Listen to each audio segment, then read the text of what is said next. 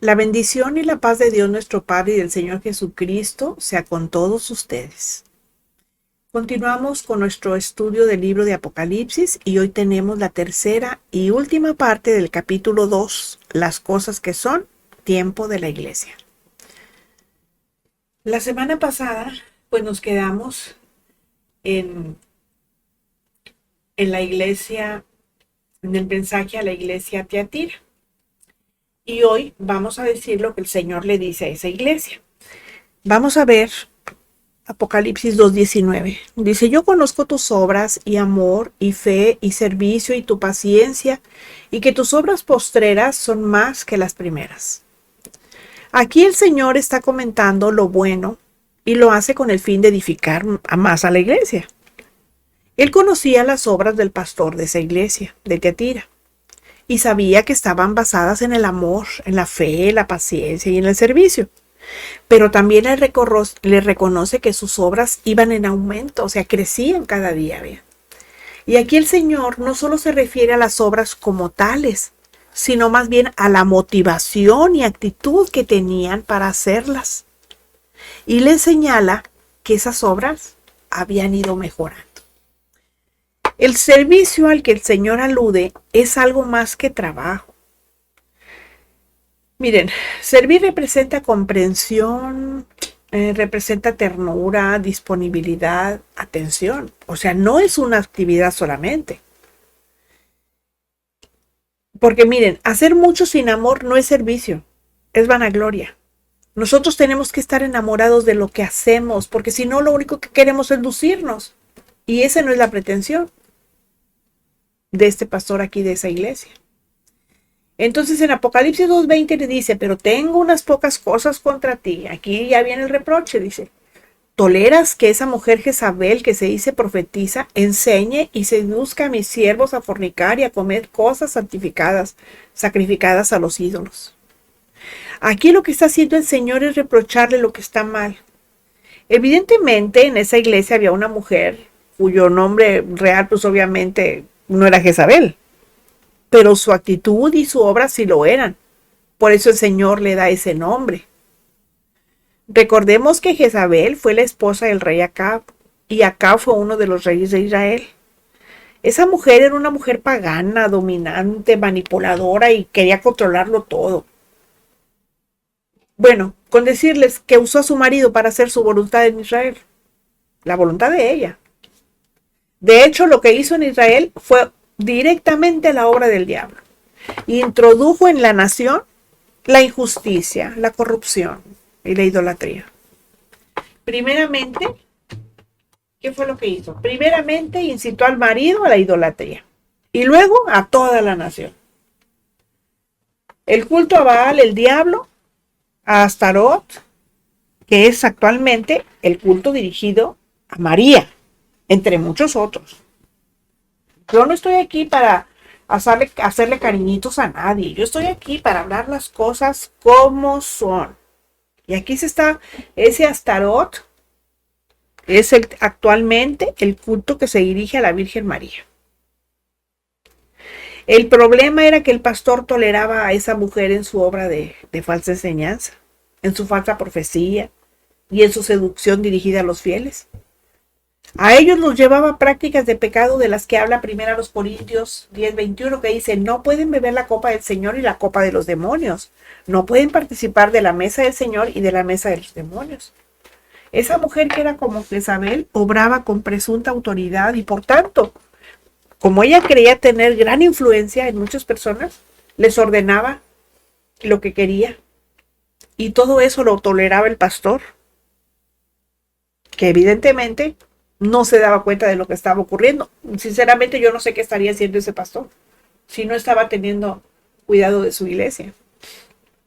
Esa mujer aparentaba ser muy espiritual, aparentaba ser piadosa en todo lo que hacía, pero especialmente cuando estaba frente al pastor. Por eso su maldad le pasaba desapercibida. O sea, y el pastor no tenía discernimiento. ¿Se dan cuenta? Esa mujer tenía más preparación que los demás. Todas las demás gentes que la rodeaban era gente de muy sencilla condición y parecía estar interesada en los problemas de ellos. Y de ese modo, pues ganaba su confianza. Y con eso, pues, ¿qué adquiría? Pues poder y control sobre las personas. Bueno, este tipo de personas que son manejadas por el espíritu de Jezabel abundan en las iglesias. Pero no solo en las mujeres, también hay hombres con ese mismo comportamiento. Ellos también tienen el don para ocuparse de las personas, pero solo las usan para su propia satisfacción. Por eso las controlan, las manipulan. Pobres de las que caen en sus redes. Porque ¿saben qué? Utilizan a gente que está deseosa de servir a Dios. Y ese tipo de gente ve como su gran adversario al verdadero profeta de Dios. Hagan de cuenta, igual que la primera Jezabel, que ella no quería a Elías, acuérdense cómo lo andaba persiguiendo.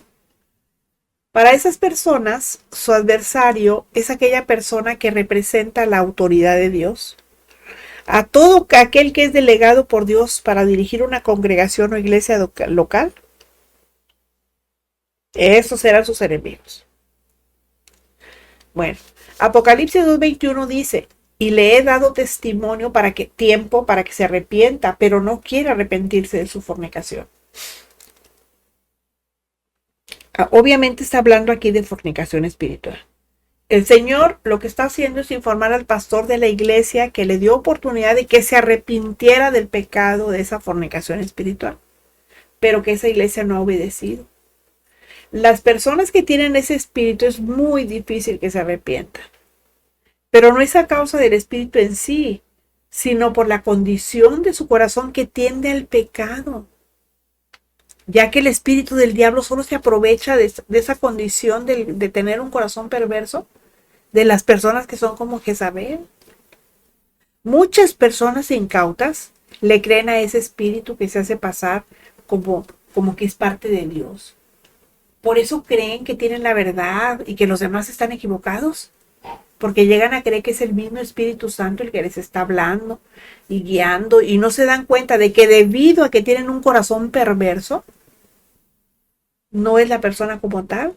Es un poderoso demonio que está fingiendo, que se está disfrazando para que las personas caigan en sus redes. Además, esas personas creen tener línea directa con Dios y menosprecian las razones de los demás cristianos, a quienes ve como inferiores de calidad espiritual y sin compromiso. Pero a pesar de su apariencia espiritual, Jezabel no es más que la personificación del orgullo y la rebeldía. Apocalipsis 2:22 dice, he aquí, yo la arrojo en cama y en gran tribulación a los que con ella adulteran si no se arrepienten de las obras de ella. Llega un momento en que los plazos se cumplen y el Señor actúa con juicio. A Él nada se le va a escapar.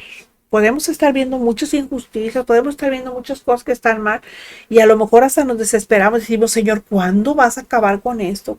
Bueno, el final les va a llegar.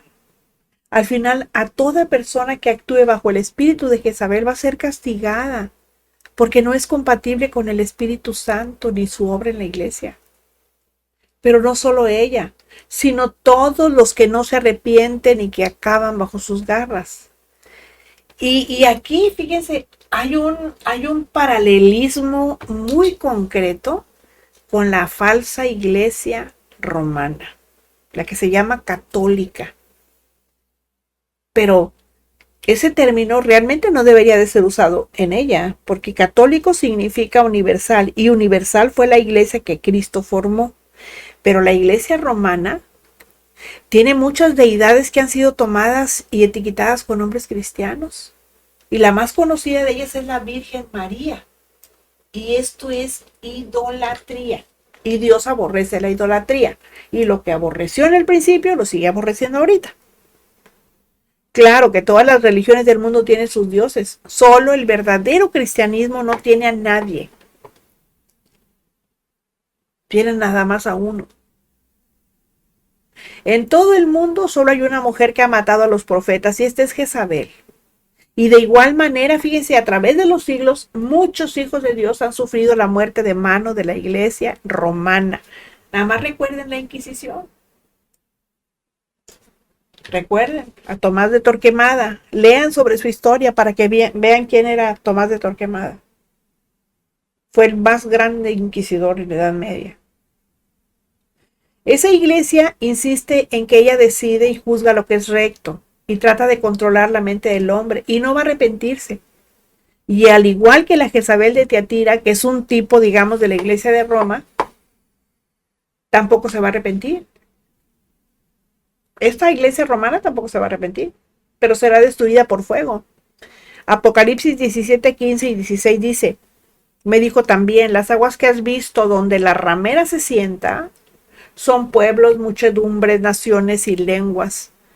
Y los 10 cuernos que viste en la bestia, estos aborrecerán a la ramera y la dejarán desolada y desnuda y devorarán sus carnes y la quemarán con fuego. Ya más adelante les voy a explicar estos de Apocalipsis 17, 15 y 16. No me quiero adelantar mucho para no confundirles. Bueno, vamos a ver el capítulo 2, versículo 23. Dice, y a sus hijos heriré de muerte y todas las iglesias sabrán que yo soy el que escudriña la mente y el corazón y les daré a cada uno según sus obras. El duro castigo para que no se arrepiente es heriré con muerte. ¿Qué quiere decir eso? Que lo va a matar.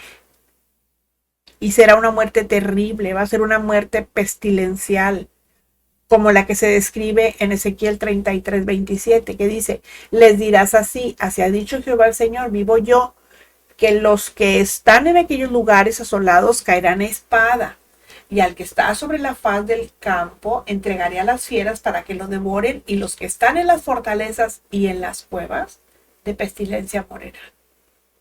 Con todo, se trata de un castigo para amonestar con él a todas las iglesias, incluyéndonos a nosotros, que tenemos que entender que Dios sigue escudriñando la mente y el corazón para dar a cada uno lo que es justo.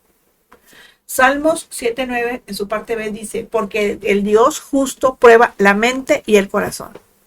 Y Dios es el mismo, ayer, hoy y por los siglos. Lo que Él dijo, lo va a hacer. Porque Dios no es hombre para que mienta, ni hijo de hombre para que se arrepienta, dice Números 23, 19. Jeremías 11:20 en su parte A dice, pero oh Jehová de los ejércitos, que juzgas con justicia, que escudriñas la mente y el corazón. ¿Se fijan? Dios quiere que la iglesia nos desprendamos de todo espíritu de Jezabel, porque la palabra de Dios dice, horrenda cosa es caer en manos del Dios vivo, en Hebreos 10:31. Y eso está en el contexto de Hebreos 10, 29 y 30, cuando dice, ¿cuánto mayor castigo piensan que merecerá el que pisoteare al Hijo de Dios y tuviere por inmunda la sangre del pacto, en la cual fue santificado, e hiciere afrenta al Espíritu de gracia? Pues conocemos al que dijo, mía es la venganza, yo daré pago, dice el Señor. Y otra vez, el Señor juzgará a su pueblo. Esto es cuando nos enredamos en practicar pecado, cuando menospreciamos la sangre de Cristo en la cual fuimos santificados, y cuando hacemos afrenta al Espíritu de gracia, y no necesariamente de palabra. También cuando desviamos nuestros corazones a causa del egoísmo o el orgullo. Apocalipsis 2, 24 y 25 dice, pero a ustedes y a los demás que están en Tiatira, a cuantos no tienen esa doctrina, la de Jezabel, y no han conocido lo que ellos llaman las profundidades de Satanás, yo les digo, no les impondré otra carga, pero lo que tienen, reténgalo hasta que yo venga. Miren, el Señor no va a enviar ese juicio a los fieles de la iglesia, sino solo a quienes tienen la doctrina de Jezabel, aquellos que se jactan de conocer las profundidades de Satanás. Esas profundidades de Satanás se trata de los misterios reservados a quienes practican el ocultismo que Jezabel enseñaba, porque los falsos hermanos piensan que pueden estar por encima del bien y del mal, aquellos que creen que todo les es lícito, que pueden participar de las obras de las tinieblas sin recibir ningún daño. Esto que les voy a decir, miren, no es legalismo, es lo que enseña la Escritura. En la actualidad, la práctica de esa doctrina sería, entre muchas otras, que participáramos en cualquier evento ocultista, que participáramos en leer horóscopos, las cartas, el café y cuántas otras cosas. Cuando viéramos películas de por sí depravadas y malvadas, o que escucháramos música especialmente diabólica y un larguísimo etcétera, como hay el rock, eh, el rock pesado, que así le llaman los muchachos el rock pesado. Eso es diabólico, eso ni siquiera es música, es ruido. Imagínense, la música buena, una música buena de orquesta, una música eh, clásica, esa te eleva el espíritu. No tiene letra, pero la simple música te eleva el espíritu, te lleva a otro plano. Pero a un plano bonito, donde tú sientes paz, te sientes contento, relajado, en calma. En cambio, esa música que les digo del rock pesado, esa no, esa todo te altera, te pone todo loco. ¿Cómo se ven los jóvenes?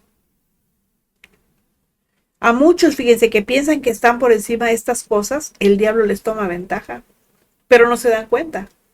¿Y saben por qué no se dan cuenta? Porque están ignorando un principio que es básico en la palabra.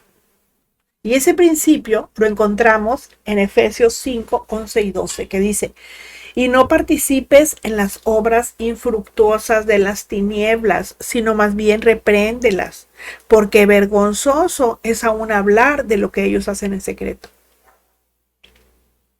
Y primera de Pedro 5:8 dice: sean sobrios, velen, estén atentos, avispados, porque nuestro adversario, el diablo, como león rugiente, anda alrededor buscando a quien devorar. El león come carne, y si el cristiano vive en la carne y obedece a la carne, no obedece al espíritu, pues se lo va a devorar. El creyente que está lleno del Espíritu Santo no desea ni quiere disfrutar entre comillas, digamos, de las cosas que antes disfrutaba.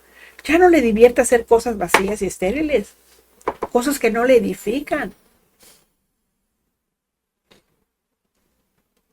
El Señor tiene por fieles a quienes no siguen las doctrinas de Jezabel y les invita a no perder nada de lo que han ganado para cuando el Señor venga. Y aquí tiene dos remitentes.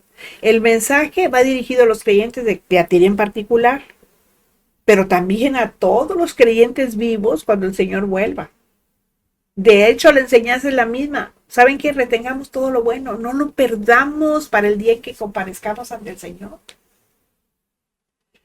Bueno, Apocalipsis 2:26 al 29 dice: al que venciere y guardare mis obras hasta el fin, yo le daré autoridad sobre las naciones y las regirá con vara de hierro, y serán quebradas como vaso de alfarero, como yo también la he recibido de mi Padre, y le daré la estrella de la mañana. El que tiene oído, oiga lo que el Espíritu dice a las iglesias. Aquí ya llegó la promesa, que por supuesto tampoco es solo para la iglesia de Tiatira, es para todos los creyentes en Cristo, porque todos nos vamos a tener que identificar con alguna de esas iglesias. El que guarda las obras de Cristo es el que hace el tipo de obras que Cristo hizo, las que Él ya preparó desde antes de la fundación del mundo. Como dice Efesios 2:10, dice: porque somos hechura suya, creados en Cristo según Jesús para buenas obras, las cuales Dios preparó de antemano para que anduviéramos, o sea, para que nosotros hiciéramos también. Todo aquel que así hace, a ese Cristo le va a dar la oportunidad sobre las naciones, igual que Él la recibió de manos de su Padre. ¿Dónde dice eso? Dice Salmos 2, 8 y 9: pídeme y te daré por herencia a las naciones, y como posesión tuya los confines de la tierra. Los quebrantarás con vara de hierro, como vasija de alfarero los desmenuzarás. Obviamente, pues esto va a ser durante el milenio. Eso lo vamos a ver en Apocalipsis 20. Y Apocalipsis 12:5 dice: ya dio a luz un varón que regirá con vara de hierro a todas las naciones, y su hijo fue arrebatado para Dios y para su trono. Esto se refiere a que no todos los cristianos van a tener esa autoridad, sino solo quienes hayan realizado obras conforme a la voluntad de Dios. Primero los Corintios 3, del 12 al 15 dice: y si sobre este fundamento alguno edificare oro, plata, piedras preciosas, madera, heno, hojarasca, la obra de cada uno se hará manifiesta, porque el día lo declarará, pues por el fuego será revelada, y la obra de cada uno, sea cual sea, el fuego la probará. Si permanece la obra de alguno que sobreedificó, recibirá recompensa. Si la obra de alguno se quema, él sufrirá pérdida. Si bien él mismo será salvo, aunque así como por fuera. ¿Se fija? Dios va a darle a cada quien conforme a su obra. Apocalipsis 2:28, ya vamos a terminar, dice, y le daré la estrella de la mañana. Esta estrella de la mañana, que en su interpretación natural es el sol, que hace salir al nuevo día, pues representa a aquel que es la luz. O sea, ¿a quién representa? A Cristo. Aquí el Señor está diciendo que al que venciere le va a ser partícipe de su gloria. En Apocalipsis 3:21 dice, al que venciere le daré que se siente conmigo en mi trono, así como yo he vencido y me he sentado con mi Padre en su trono.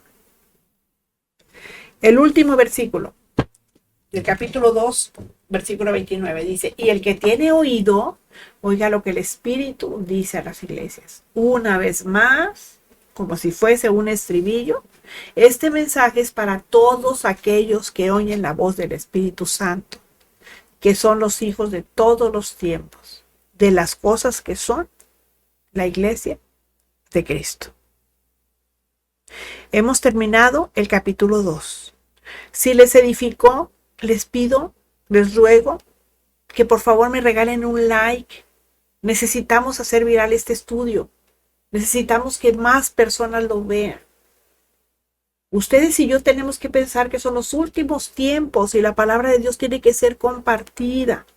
Necesitamos aprovechar la tecnología. Gracias a Dios por esos hombres que pudieron hacer todas estas cosas, que Dios les dio esa habilidad para hacerlas. Y vamos a compartirlo. Mientras tanto, les espero la próxima semana cuando volveremos a encontrarnos en nuestro estudio bíblico. La gracia de nuestro Padre, el Señor Jesucristo, sea con todos ustedes. Amén.